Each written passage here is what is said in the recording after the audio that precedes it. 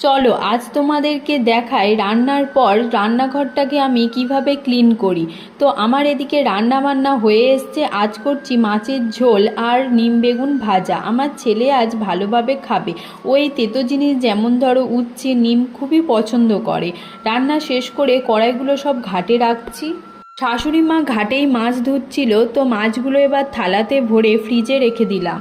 এবার মেঝেতে যেগুলো পড়ে আছে সেগুলো গুছিয়ে বেঞ্চটাতে রেখে দিচ্ছি। আসলে দিনের বেশিরভাগ সময়টা আমরা এখানেই কাটাই। সেই সকালে টিফিন করতে আসি আর দুপুরে ভাত খেয়ে একেবারে ঘরে যাই, তাই রান্নাঘরটা বেশি অগোছালো হয়ে থাকে।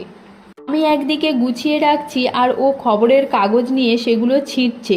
তো যাই হোক, এবার গোছানো হয়ে গেলে মেঝেটা মুছে নিলাম।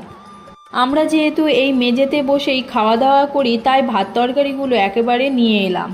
আমি মনে করি শুধুমাত্র রান্না বান্না করে খাওয়া দাওয়া করলে হয় না, আমাদের উচিত রান্নার জায়গাটাও পরিষ্কার করে রাখা।